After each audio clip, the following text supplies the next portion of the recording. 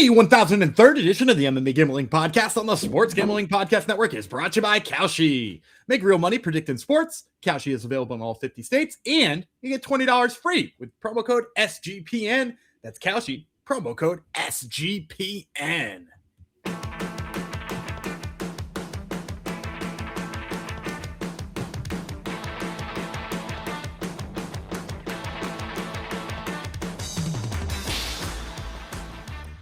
Yo, Degenerinos. Welcome to episode 10,003 of the MMA Gambling Podcast and Sports 10, Gambling Podcast. 10,000? 10,000. Oh, I wish.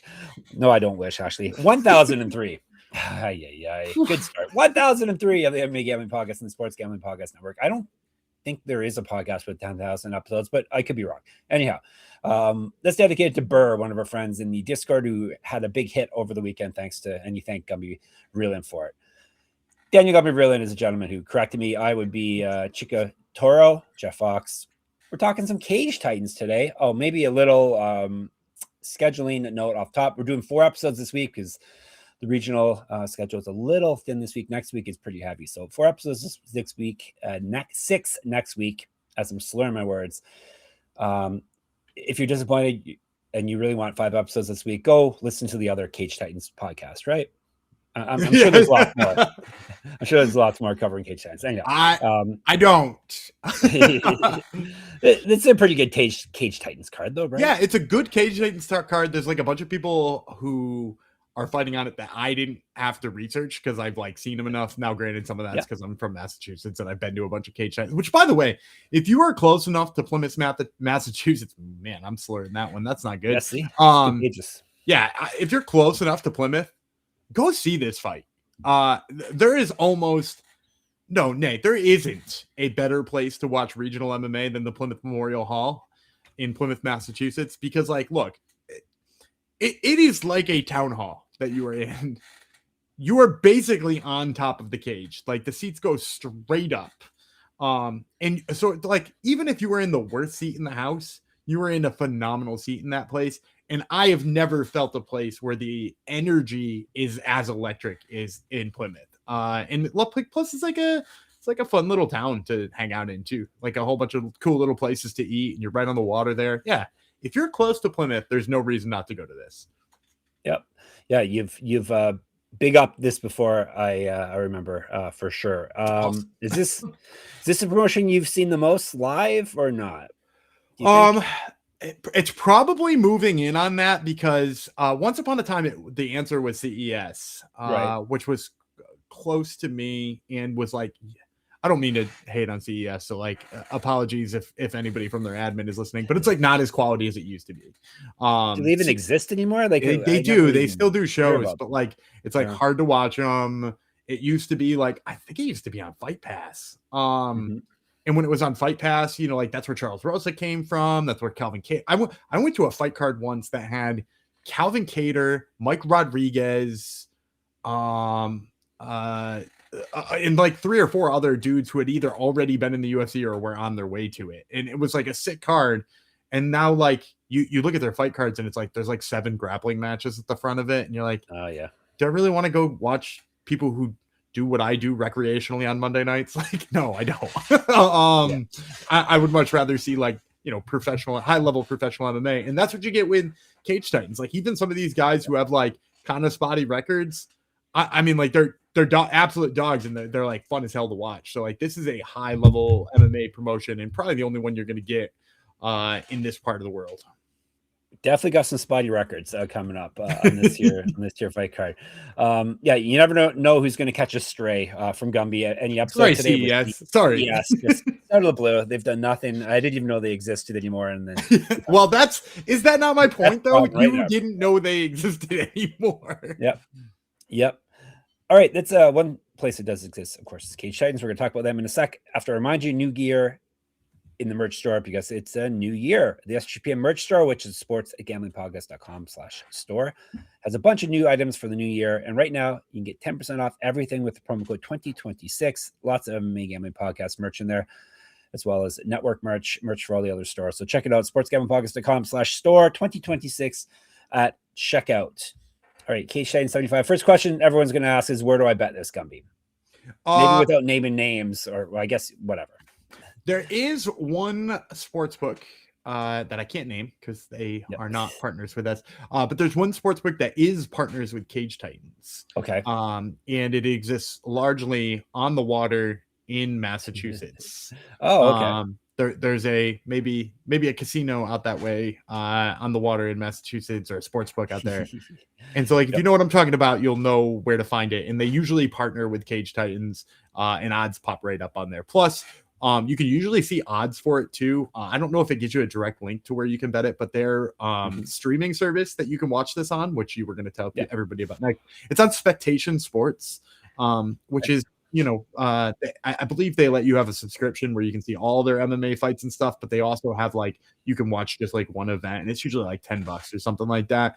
But like, typically when you see the fight card underneath, it's got the odds listed right there too. So like, you can already see the odds whenever that opens.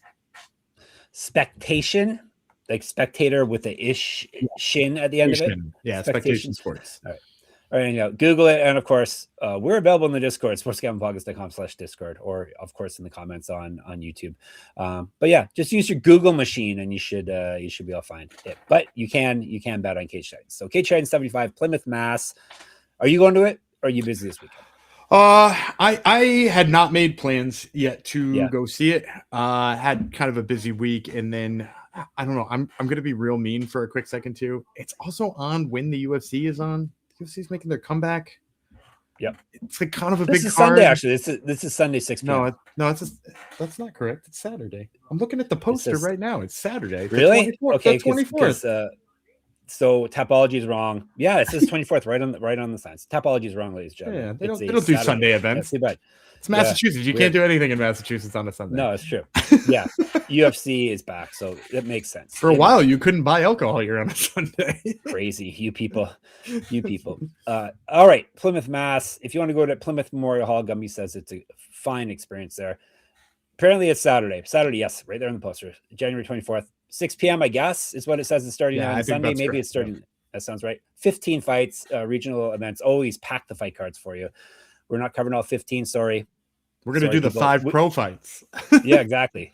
Lot of good nicknames on this year fight card, though. So we're starting off with a main card fight, 155. Nicolas Gettling, U.S., Aaron Hughes, United States as well. I'll tell you about Short Fuse Hughes. He's 5-9 with one no contest. Going by Short Fuse again? Apparently. What was his nickname before? He used to be your mom's favorite fighter. I think I remember that. Yeah. 5-1 with one no contest. There's one of those sparkling records we warned you about. One knockout. 5-9 with one no contest. 5-9 with one no contest. Okay, yeah. I thought you said 5-0 at first. I was like, no, I've seen him lose a lot. Yep. He's finished everyone though. One knockout, 4 submissions. He's been knocked out 3 times, submitted 5 times. He has his rounds 3 and 4th, one no contest in Cage Titans. He's 1-6 over his last 7. However, he won his last bout. Yeah. He won his last bout to get submission. So there you go. Come back.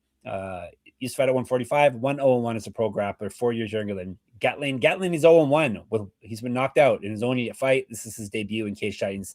An inch taller than Hughes. How do you book it? How do you pick odds in this one, Gumby? Have you seen Gettling's one fight? I haven't seen his one fight, but I saw a whole bunch of his regional fights in the past. Amateur ones? Yeah. Yep.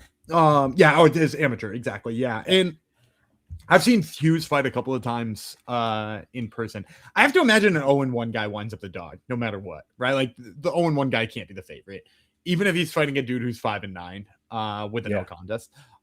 I'm going to say Hughes, but I won't say he's a big favorite. I'm going to say, like, I don't know, 185, 200. And I'm going to take Hughes here. I did for a second think about getting it on Gettling because I went and watched some of his AMI fights, and he actually has like no social media. I tried to like figure out what he has on social media. And also, if you're trying to find footage on him doing anything, you're not going to find anything for Nicolas Gettling. For some reason, most of the posts of his old fights are Neko Gettling, Neko, Neko Gettling. It's like I watched him, like, a little bit of wrestling. He clearly has some sub skills in there. He definitely like a Taekwondo background. It seems like, like lots of spinning kind of stuff. It's not terribly sharp, but I guess it shouldn't be as like this being his second pro fight.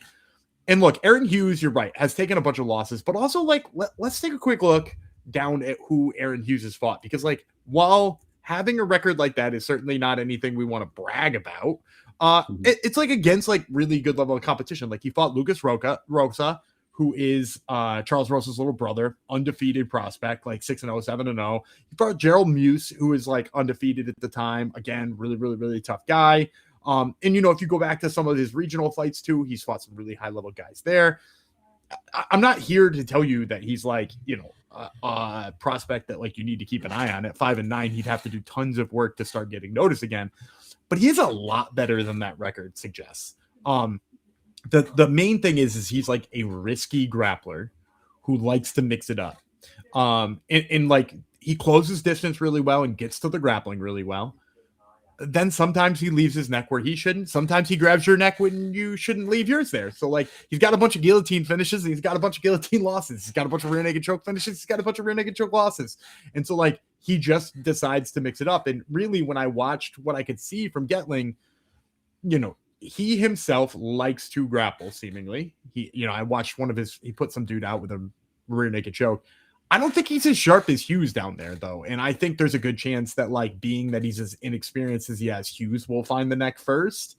So I think this one will mix up on the ground. I think Hughes is a slight favorite, is probably the right side.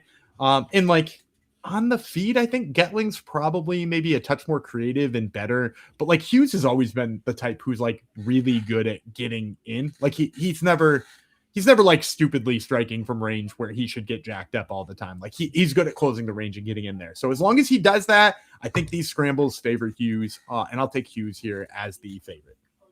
All right. The only place you're going to get a breakdown of that fight, and a long breakdown for that matter. We're going to 170 next. Tom Santos from Brazil. Antoine Caparotta from the United States. Tell you about Caparotta first. He's only fought twice, but he already has a nickname, the Dark Knight. Not a very original one. 2-0 with 2 knockouts. Both his fights taking place in Cage Titans. He's 9 years younger than Santos, 5 inches taller. Santos is 12-18, 8 knockouts, 1 submission. He's been knocked out 7 times, submitted eight times. So he's been finished 15 times. Love that. He's 0-6 in Cage Titans. He's still coming back for more though. He has lost 7 straight fights. He's 1-12. 1-12 over his last 13. Everything's been finishes. He's been finishing all those fights, and he finishes 1 win there. Yikes! He's not lost though. He's not lost since, or won. I guess he's not won since October 2021. He's on quite a run. Regional champ, 0-1 in Rising, so he's fought high level. 2011 pro MMA debut. He used to fight at 145, 155. 0-2 as a pro kickboxer. He can't catch a break no matter where he fights. Gumby. Can you look up, put the intern on who he fought in Rising? Because now I'm interested. I didn't know this dude fought in Rising. He has a belt in his photo somehow too. So it's probably Emmy or something like that. But or he fought in like the Brazilian regional scene or something like that. Caparotta is the pick, obviously. How high this number gets is sort of like depends on how high the books decide to be on the 2-0 guy. Mm-hmm. I've watched him. He's not bad. Like he clearly needs to round out some of his game, particularly his wrestling. I really like his hands. I think he's fast and quick and light on his feet. I think maybe my biggest issue with him in terms of his game is that like while he looks like he's landing on the feet and you're like, oh, he looks like he's doing really well, then he like seems to feel the need to shoot a takedown. And I don't know if like he came from a wrestling background and like that's his like default, like that's what his body wants to do. But like he does it and like I don't trust his wrestling nearly as much as I trust his striking. He's got good ground and pound, but like I've seen him shoot some takedowns and been like, that's not really where that shot should be, even as a 2-0 professional. Like it needs to be lower, it needs to be on the hips. You need to either snake the legs or grab your own hands, and like it's just kind of all just slightly off. And I like honestly, I really like him on the feet. I if I was just watching his striking, I'd be like, oh, little prospect here. And like maybe he is still. And maybe that other piece will come along. But my favorite part of this matchup for him is that Tom Santos just can't seem to stay on his feet at any point in time in those recent fights. So I watched 2 or 3 of those recent losses because I'm a glutton for that kind of thing. And like, first of all, anytime anybody shoots a takedown on him, he seems to just fall down. Perfect for Caparotta because, right, like if grappling is what he wants to do, even if it's not as sharp as it needs to be yet, he's probably going to hit the takedowns in this one. Number 2, he seems to be falling down even when people aren't shooting takedowns. He slips a lot. I don't know if like the Cage Titans mats aren't typically like those like slippery tarp ones that people have. They have nice mats. Yeah. I don't know why Tom Santos keeps falling down in all of his cage fights, like, but he like throws a leg kick and then like he gets like banana peeled. And like I want to say, was it Mickey Sevasin he was fighting? I think he fought Mickey Sevasin, and I just kept being like, why is he down again? And so like for Caparotta, a guy who like goes to the takedown and maybe needs to work on him, like maybe this is the guy he can work on him against, because he should score. And then on the feet, I just think he's way faster. As you mentioned, Santos has had some issues with his chin lately. Caparotta is the right side here. Recently, I think he's always had issues with this MMA thing. All right, the intern got on it. Ryzen 11. It's a good loss. Ryzen 11. Yeah, July 2018. It was a good loss. He lasted 3 rounds before he lost via elbows to Darren Cruikshank. So whoa! Loss, right? I know. Darren Cruikshank. There's a name I really wanted to hear today. Yeah. That dude had some of the biggest legs to rest of body ratio I've ever seen. Yes. Yeah, yes. It was freaky. But he won via maybe it was a leg kick into elbows. All right. So you are going with the Dark Knight. What was the number you said? You weren't sure exactly. Probably low threes, maybe -325. All right, cool. All right. We'll put her in at like 325. Not that it really matters what we think. All right. We're going to get you more winning plays after I tell you about AVO, a new sponsor of ours. Make more money betting sports with AVO. That's spelled AVO. AVO is the best sports betting tool that helps you make a profit every time you decide to place bets. They do this by spotting arbitrage and plus EV opportunities for you faster than the competitors, and they keep you organized in one place. If you're new to arbitrage betting, basically it's finding opportunities in the market where you bet both sides to lock in a profit. AVO has the cleanest dashboard, and it's super easy to understand and use. But they also teach you how to use it with step-by-step video guides in case you have questions. Just sign up, pick the sportsbook you use, and let AVO tell you how much to bet to guarantee a profit. Still unsure? Check out their free Discord at AVO Official. That's AVO Official, and see the success people are having for themselves. Get started now at AVO Bet. And use promo code SGPN for $18 off. So it's avo.bet, promo code SGPN, $18 off. And Kalshi is a real money prediction market legal in all 50 states. In all 50 states, you can trade tons of markets and sports, including NFL, college football, college basketball, NBA, NHL, and more. Plus, you can even trade props like first touchdowns. Besides sports, they have tons of other markets, including politics, entertainment, hell, even weather. Kalshi, you can trade anything. Check out Gumby's article at sportsgamblingpodcast.com. He will tell you some things you can trade there. New Kalshi customers get $20 when they use our promo code SGPN. So it's Kalshi, Kalshi, promo code SGPN. Back to the world of good nicknames. Trevor Gudde, Gudde versus Miguel Sevasin. They're both American. They're fighting 170 pounds, 3 5-minute rounds. I'll tell you about Gudde first. Scarecrow, which makes sense. He's 6'7", 170-pound fighter. Scarecrow is 4-6. There's another good record. Every fight we've had, a fighter with a negative record. He's 1 knockout, 3 submissions, so he's finished everyone. He's been knocked out 4 times, submitted once himself. He definitely owes his rounds. 3-3 in Cage Titans. He's lost 4 straight, though, and only won 2 of 7. He's not won a fight since June 2022. 1-0 as a pro grappler. 7 inches taller than Sevasin, 4-inch reach advantage.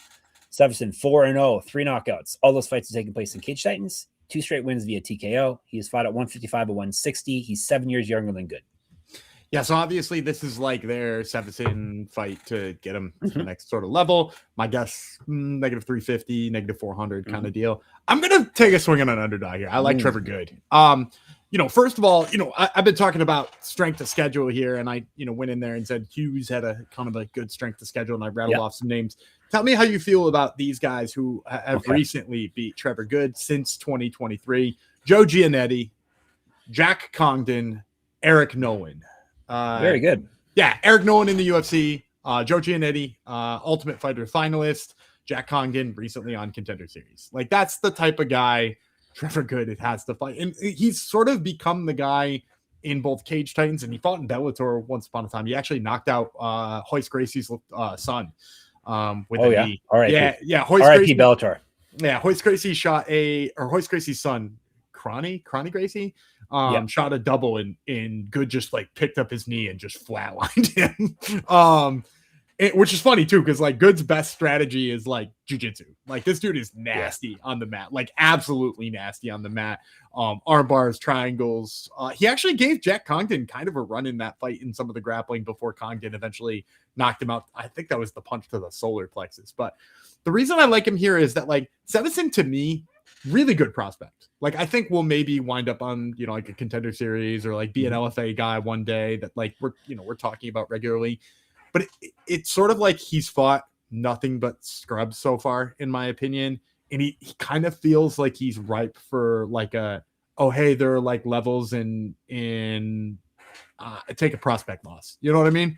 And Gudde's the kind of guy who will give you one. And really, if you look back at Sevasin's like AMI career, he fought some guys who were really good at grappling in his AMI career and like got caught a couple of times, got in some bad positions, lost, like just showed like, okay, clearly my strength is my hands, because his hands are fast. I'll give him that. Maybe could use to like keep his hands a touch higher, but his hands are fast. But he like winds up in the clinch a lot. He maybe doesn't have the best like, you know, wrestling jiu-jitsu background. Like that's clearly like what he needs to button up. And he's getting a guy who's like extremely seasoned in those regards. And has been, you know, like not deep into fights, but he went 2 rounds with Joe Giannetti. Which is like not nothing, and he's got really, really, really nasty chokes. Like look at any of his wins. All of his wins, like first round finishes guillotine, first round finishes triangle, first round finish renegade choke. It's just like first round finish after first round finish. So it really only takes one spot, and I could see like Sevasin like mistakenly entering into the clinch with Gudde, and then like Gudde either jumping guillotine or like flying arm bar or like pulling guard and hitting triangle. I just kind of have faith in the grappling of Gudde here. And I think if you can get him at 3-1, it's worth like a dangle. So I'm going to go Trevor Gudde as sort of a sneaky underdog play. All right. Good play. Ha ha ha. Hopefully we get at least triple our money. You can't pass on the Scarecrow. All right. We have some fantastic nicknames coming up for the OG title. This is basically a title for old heads in cage titans. It's like if you've kind of retired already, they'll let you fight for that. Well, one of these guys is really old as well. 5-minute rounds. Which one's really old? Gathers is like almost up in my age bracket. He's like 47 years old. Gumby, 1978. Because Campbell had retired and was their cage announcer. Yes, Campbell is 1987, 38 years old. So a couple guys older than Gumby fighting each other here. Campbell is actually the young one. All right, so we got Johnny Campbell. He is the reigning champ, I believe. He's the OG champ. He's fighting Charlie Gathers. 5-minute rounds. Treat it like a real title fight, like BMF, right? We'll tell you about Gathers. Cupcakes is a nickname. No, that's not Gathers. That's Campbell. Right, Campbell's Cupcakes. Gathers Cupcakes. Is the Madman. Yes, is that correct? Yeah, okay. Campbell's Cupcakes. Yes, Campbell's is Cupcakes. Campbell sounds way better, doesn't Johnny it? Cupcakes. They call him Johnny Cupcakes. Do they call him that, Gumby? Yeah. Let me Johnny see. I think I have their stuff mixed up. Yeah, their stuff mixed up. One of them, and they have very different resumes. So, all right, we will tell you about Gathers first. He is the Madman, correct? Yes. 9-12. That sounds right. One correct. knockout, 8 submissions. He's been knocked out 4 times, submitted 8 times. Definitely owes his rounds. He's making his Cage Titans debut at the tender age of 47. I said he is 48 this year. He's lost 5 straight. He's won 1 of 7. He's not won a fight since April 2015. Wow. Used to fight at 135, 145, 155. Oh, it doesn't say. I couldn't find anywhere what weight this. I think it's feather. But I do think they sometimes, in the past with the OG belt, I think they've occasionally just been like, hey, I'm cutting weight and it's not working. Can we do this at 50? Or hey, I'm cutting weight and it's not working. Can we do this at 47? It's like it is basically like a gentleman's agreement title. Right. Yeah, and both guys have fought pretty much at every weight class around here, so wouldn't be an issue. So Gathers, for instance, 135, 145, 155 he's fought at. 2012 Pro MMA debut, 2 inches taller, 2-inch reach advantage over Cupcakes. Cupcakes Campbell, the reigning champ, 23-18 with 1 no contest, 10 knockouts, 7 submissions. He's been knocked out 4 times, submitted 5 times. 18-9 with 1 no contest in Cage Titans. He's been around. He's the reigning and defending OG champ. He also used to be their featherweight champion. He's won 1 of 5 and 2 of 7. He did win the belt in his last bout with TKO win. His fight at 125, 135, 145. 2010 pro MMA debut, 0-2 in pro boxing, 1-1-1 as a pro grappler, 9 years younger than Gathers. Campbell is not 9 years younger than pretty much anyone else he could possibly face. No, he's not. And I'm going to go with Johnny Campbell here. My guess, I mean, I don't know how you line a fight where both guys' records don't look particularly great, and both of them have combined to win 2 fights in the last 6 years or something like that. But my guess is Campbell's still going to be like pushing 300 if I had to make a stab there, because he is the much better fighter. And here's the thing I will notice about Charlie Gathers. Like, if you go back and you watch some of his really early fights, like, really fun dude to watch. Clearly he's got some like Muay Thai skills, like a little stabbing front kick, good jiu-jitsu. But then when you watch the recent ones, the thing that sticks out to me the most about like the way he aged is he just doesn't like getting hit anymore. Not that anybody, well, some crazy people. Some people do. Yeah. I just watched a bare knuckle fight last night with one of the dudes who I just had on Top Turtle MMA, and he looked like he was really enjoying getting hit. But yeah, Gathers just like now you can sort of tell when he gets hit, it like really affects him. And not so much like it wobbles him, but it's just like then he like turns his body and tries to get away and isn't into being in extended exchanges. And look, I almost thought the exact opposite about Johnny Campbell in his last fight. He fought Kenny Champion, who was the champion. And I remember having fun with that. Yeah, and Champion came out like really strong. Hurt Johnny Campbell, it seemed like. His hands were getting going. He was wrestling a little bit. And like it just stuck out to me that like Campbell's still a dog. Like all these years later, he beat Chris Motino back in the day and like beat other UFC level guys. And like he's always been a dog, and he's like still one. Because he like got the snot beat out of him early in that fight and then just like turned it around and was like, nah, I got this, and wound up knocking him out. Got his own game going. His hands are quick. He still like moves his head like a young guy. Whereas like Gathers, like I said, it's kind of stationary. And once he gets hit, he's like, I'm just going to run away from this. And Campbell is like, give me the extended exchanges. I'm still one of those guys. I can still be one of those guys. And like, I think that almost that mentality is enough. Like, even if we weren't breaking down like attributes, because again, I think Campbell's faster. I think his head movement's better. I think if it did come to grappling, he would probably be in at least the advantageous positions, if not overall better at jiu-jitsu. But like, just breaking down the fact that he's like still fighting like he's a tough, young, hungry up and comer, and Gathers is like fighting like somebody who like agreed to do this fight because it's for like a silly old guy title. Yep. I mean, like that's enough for me to like Johnny Campbell here. So I'm going to take Johnny Campbell. All right. Johnny Campbell is the play. We're going to get to another title fight in a moment. Got a couple of things to tell you about. First, Underdog. Underdog is your home for pick'em entries where you can win up to 5,000 times your entry. Underdog is bringing the playoff magic all playoffs long. Every playoff weekend, open the Underdog app to see what promos are waiting for you. Gumby's got a play waiting for you right now, I bet. Sure. Here on Monday, we got the Hawks versus the Bucks. I'm going to take Jalen Johnson's higher than on his PRA. He's had a couple of bad games in a row, scoring in the teens instead of up in the 20s like he had been prior. As a result, we're seeing that projection sneaking down a little bit, but the Bucks defense, not great. And plus, he's been spreading out the stat sheet all year long, looking like a double-double or sometimes a triple-double machine. So give me Jalen Johnson's PRA against the Bucks.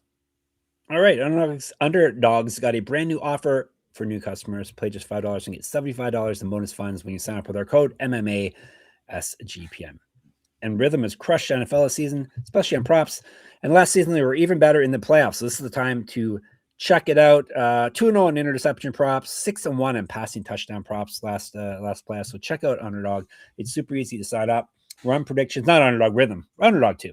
Super easy to sign up. Run predictions off the house model or play your own and play with these sliders. Make your own play with the sliders. Gummy's going to give you a play right now in case you don't want to. Yeah, so I just told you the Milwaukee Bucks are playing those Atlanta Hawks right now. And look, the Bucks have been awful lately. They've lost by 18-33. They lost 4 to the banged up Nuggets. Those are the last 4 games.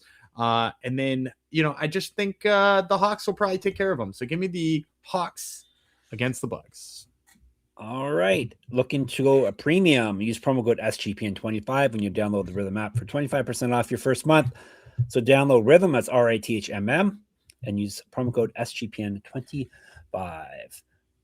Main event time. It was for the Cage Titans FC Flyweight Championship. Casey Norton, the champ, defending against Cody Davis. They're both American. They're fighting 5-minute rounds if needed. The challenger, Davis, 10-3. 2 knockouts, 3 submissions. He's been knocked out once. This is his debut in Cage Titans. He's gone sick. He went 6-3 in LFA, so he's fought at high level. Loss, win, loss over his last 4 fights. 5-2 over his last 7. He actually is a former LFA champion. I forgot to mention that, so he definitely has some success here. Grapple, pro grappler, combat jiu-jitsu artist as well. He's fighting the champ, the Wonder Bread Warrior. Another great nickname. I told you, good nicknames this episode. The Wonder Bread Warrior could be my name soon. 6-2, 2 knockouts, 2 submissions. He's been knocked out twice. He's 2-0 in Cage Titans, and he is the current champ. He's won 2 straight and 4 of 5. Past 2 wins, both via submission. He's not lost since January 2024. 3 years younger than Davis, 6 inches taller, 5-inch reach advantage. So huge for flyweight here. He's 5'9", I think, or something like that. Yeah, this one's hard for me to line because on one hand, Norton's got the better recent results. And Davis is the guy who fought for like the big promotion already, right? I will say in the past, what I've noticed when Cage Titans brings in like an LFA guy of like high regard, the books seem to lean to the Cage Titans guy. Like we saw Jack Congdon fight Jonathan Piersma. And that line was really, really, really close. And now in retrospect, like Piersma is now the welterweight champion of LFA. Congdon, I mean, obviously lost the fight to Piersma, first of all, and then second of all, lost on Contender Series. So like on one hand, I do think Casey Norton will probably get a little bit of lean that way, but I think the difference here between the two of them in terms of who they fought, I think it does lean to Davis. So I'm going to say like Davis is the favorite, but only at like -135-ish, maybe -145-ish. Less than 1.5 would be my guess. And I'm going to take Cody Davis here for a couple of reasons. Number one being, dude, this guy's resume is insane. The 3 losses, and I wrote them down so I didn't forget them. Mark Climaco, who is on Road to the UFC a bunch of times.